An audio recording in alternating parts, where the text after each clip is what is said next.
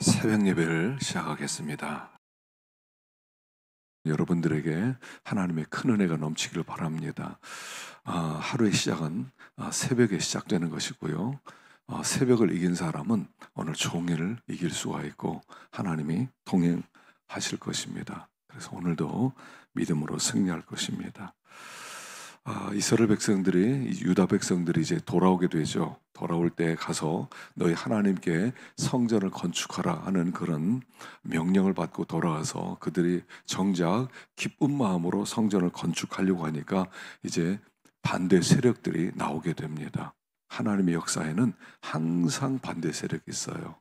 그래서 어떤 내가 하나님을 좀 해야 되겠다. 그러면 무엇을 각오해야 되냐면 반대하는 세력이 반드시 나의 앞길을 막을 것이다 라는 마음을 각오를 좀 단단히 해야 됩니다. 어떤 일이든 선한 일은 쉽게 되는 일은 없기 때문입니다. 하나님의 교회는 항상 반대 세력이 있어요. 평소에는 나타나지 않습니다. 그러나 어떤 큰 일을 시작하려고 하면 반드시 두 파로 나뉘어지게 되는 것입니다. 하나님의 성전을 건축하자 했더니 반대하는 사람들이 나오는데 그 반대 세력이 어떻게 시작하냐면 여기 살던 사마리아 사람들이죠. 포로로 끌려갔을 때 아수르 왕이 그 북쪽에다가는 북쪽 이스라엘에 다른 나라의 사람들을 다 끌어다 놓았고요. 유다가 망한 다음에도 거기에다가 이제 다른 민족들을 그래서 들어와서 남아있는 유대 백성들과 함께 섞여서 살게 만들어 놓았습니다. 그래서 그들의 신앙은 여기 그들이 우리가 하나님께 제사를 드리노라, 우리도 성전 건축에 참여시켜라 그랬을 때에 그들은 혼합주의 신앙을 가진 사람들이었어요. 하나님만 섬기는 사람이 아니라 하나님과 자기들 나라에서 섬기던 신을 함께 섬기던 혼합주의 신자들이었단 말입니다. 그들이 우리도 너희들과 함께 성전 건축에 동참하겠다, 도와주겠다 합니다. 그런데 그들은 선한 목적이 아니에요. 하나님만 섬기겠다는 것이 아니죠. 하나님과 세상을 겸하여 섬기는 사람들이, 하나님과 이방신을 겸하여 섬기는 사람들이 도와준다 그러니까 그들의 도움을 받아서는 안 되는 것입니다. 그래서 거절하게 되죠. 사실은 여러 가지 자원도 부족하고 사람도 부족하고 돈도 부족하고 그들이 함께 돕는다고 그러면 돈도 낼 것이고 또 함께 힘도 합칠 것인데 훨씬 쉽게 성전이 세워지게 될 것입니다. 그런데 그들은 그들과 함께 성전을 지으면 순수한 하나님의 성전을 지을 수가 없는 것입니다. 그래서 과감하게 거절을 하는 것입니다. 어떤 때는요, 과감한 거절이 필요하죠. 용감한 거절이 필요합니다. 우리가 세상을 살아갈 때요, 때때로 과감한 거절을 해야 될 때가 있어요. 누구든지 도와주면 고맙다, 감사하다, 이게 아닙니다. 그 뒤에 원수 마귀가 계책을 세우고 있는 겁니다. 순수한 성전이 세워지지 못하게 만들자는 겁니다. 인본주의적이고 우상 숭배적인 그런 사상을 집어넣자는 거예요. 순수하게 하나님의 뜻대로가 아니라 인간의 생각도 집어넣자는 거예요. 인간의 방법대로 하자는 거예요. 아주 굉장히 못된 일이죠. 그렇게 되었을 때는 성전 지으나 마나죠. 그러니까 그들이 과감하게 거절합니다. 큰 반대가 있을 것을 무릅쓰고도 거절하는 겁니다. 욕먹을 것을 각오하고 거절하는 겁니다. 때때로 우리가 과감한 거절이 필요해. 욕먹을 각오하고 거절을 해야 될 때가 있다는 거예요. 그들이 어떤 면에서 굉장히 좋은 기회를 갖다 버릴 뿐 아니라 도와주겠다는 친구를 원수로 만드는 거예요. 그럼에도 불구하고 그들은 거절을 했다는 것입니다. 그리고 나서 그러니까 그들이 함께 참여하지 못하게 된다는 걸 알고 그들의 본심을 드러냅니다. 왕에게 조서를 보내서 이들이 이런 성전이 건축되고 성벽이 완성되면 이들이 왕을 떠날 것이 분명합니다. 반역할 것이 분명합니다. 못하게 하십시오. 그리고 나서 조서를 보냅니다. 그 조서를 보고 왕이 모든 일을 멈추게 합니다. 그리고 성전 건축이 20년 동안이나 멈춰지는 거예요. 자, 그러면 성전 건축이 20년 동안 멈춰질 동안에 어떻게 해야 되냐는 겁니다. 어떻게 그때는 왕이 뭐 못하게 하니까 뭐 할 수 없지 뭐 성전 건축 못하니까 그냥 우리가 열심히 사업이나 일구고 밭이나 일구고 우리 집이나 짓고 해야 되겠다. 그들이 사실은 그렇게 갔습니다만, 자, 이런 반대가 일어났을 때 어떻게 해야 되느냐는 거예요. 지금 우리가 살아가는 시대는 영적 기근의 시대죠. 이 코로나19라는 것 때문에 어떤 때는 예배도 자유롭게 드리지 못하고 모임도 제대로 하지 못합니다. 자, 이러한 때 어떻게 해야 되겠냐는 거예요. 자, 여기에 이런 반대가 와서 우리가 마땅히 가야 될 길을 가지 못할 때 중요한 게 있습니다. 뭐냐면 영적 성전을 건축해야 되는 거예요. 영적 성전. 그래서 그냥 눈에 보이는 성전, 우리 눈에 보이는 예배, 눈에 보이는 성경 공부, 눈에 보이는 교제, 그게 아니라 눈에 보이지 않는 영적 성전을 건축해 나가야 된다는 것입니다. 본질은 껍데기에 있는 게 아니라 속에 있기 때문이죠.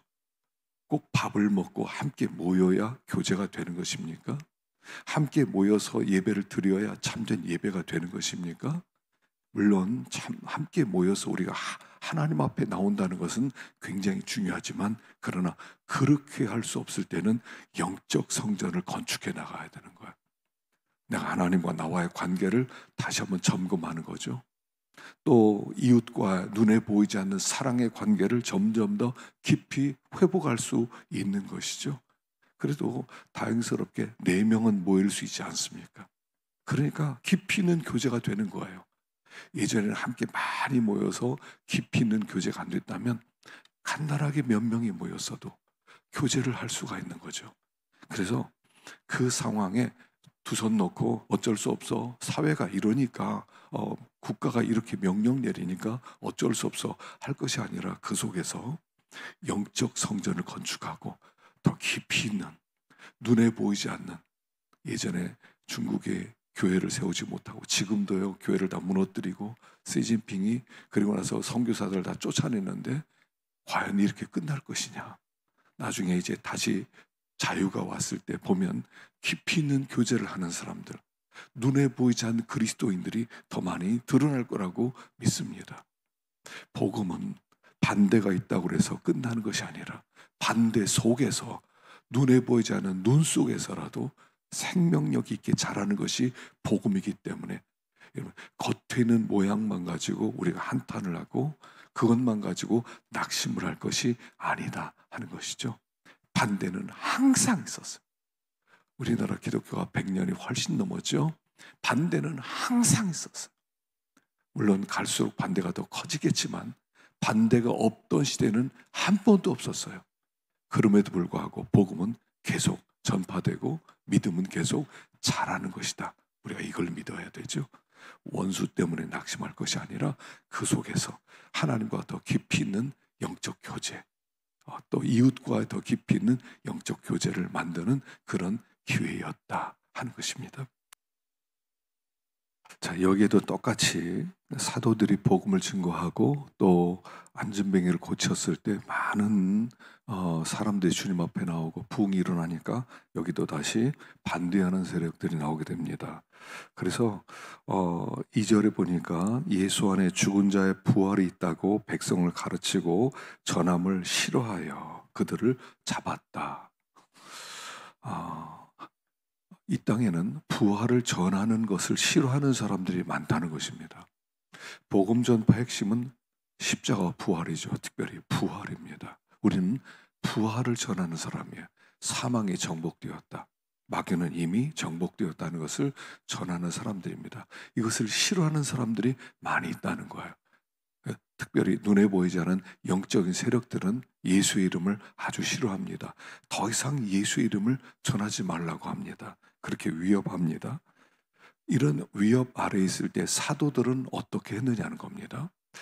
제일 먼저 그들이 했던 것은 뭐냐면 담대한 마음을 가졌다는 것이죠. 13절에 그들이 베드로와 요한이 담대하게 말함을 보고 담대했다는 거예요. 또 19절에 보면 베드로와 요한이 대답하여 이르되 하나님 앞에서 너희의 말 듣는 것이 하나님의 말씀을 듣는 것보다 옳은가 판단하라. 우리는 보고 들은 것을 말하지 않을 수 없다. 그래서 그들이 담대한 마음을 가졌다는 겁니다. 그들의 위협에 굴복하지 않았다는 것입니다. 그 다음에 두 번째는 그들이 간절하게 기도했다는 것입니다.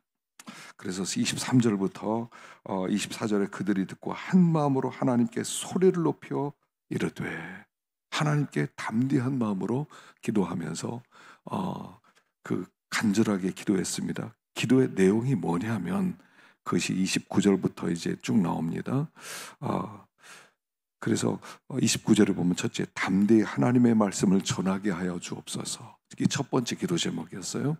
담대하게 말씀 전하게 하옵소서. 두 번째, 병을 낫게 하옵소서. 세 번째, 표적과 기사가 예수 이름으로 이루어지게 하옵소서. 이 기도 제목 자체가요, 굉장히 적극적이고 아주 급진적인 기도 제목을 하는 겁니다. 하나님, 이런 상황 속에 복음을 담대히 증거하게 하소서. 하나님, 예수 이름으로 병이 낫게 하옵소서. 하나님, 표적과 기사가 나타나게 하옵소서. 우리가 이런 기도 언제 해봤나요? 이런 기도 해봤어요? 하나님의 이름이, 예수 그리스도 이름이 온 땅에 가득 넘치도록 하나님의 역사가 나타나기를 원합니다. 우리는 이런 기도 두려워서 하지도 못해요. 병이 낫게 해주시고 표적과 기사가 일어나게 하시고, 안 일어나면 어떡해? 그러니까 그런 거 기도하지 마. 그런 기도하지 말고 나나 잘해. 이러고 앉아있거든요. 근데 그들의 기도는 달랐다는 것입니다. 사도들의 초대교회 기도는 하나님, 우리가 이 시대 속에 담대히 말씀을 증거하게 하시고, 하나님, 예수의 이름으로 병이 낫게 해주시고 표적과 기사가 나타나서 물이 바다를 덮은 것처럼 하나님의 이름이, 하나님의 영광이 온 땅에 가득하게 없어서 이렇게 기도했다는 것입니다. 그래서 우리가 이런 기도가 필요합니다. 이런 담대함의 기도, 하나님의 역사, 하나님의 능력이 나타나도록 하나님께 부지런히 그들이 간절하게 그렇게 복음을 전했을 때 하나님이 그 털을 흔들어 주시는 거예요. 내가 응답하리라. 하나님은 동일한 하나님인 줄로 믿습니다. 이런 사도행전을 보면요, 우리 깜짝깜짝 놀라죠. 지금은 달라 우리가 생각하지만 다른 게 없어요. 하나님은 똑같아요. 그들은 성령에 충만했고 우리가 그렇지 못하다는 그런 차이밖에 없지 않겠어요? 그래서 이런 위기 속에서 그들은 하나님께 간절히 기도했다는 것입니다. 세 번째는 32절부터 믿는 무리가 한 마음과 한 뜻이 되어 서로 물건을 통용하고 자기 물건을, 자기 재물을 자기 것이라고 하는 사람이 없었다. 서로 뜨겁게 사랑했다는 거예요. 반대 속에서 뜨겁게 사랑하고 서로 섬기고 서로 나누고 긍휼히 여기는 마음이 있었다는 거예요. 그의 아픔을 나의 아픔으로 삼았다는 거예요. 한 사람 한 사람이 하나가 되었다는 거예요.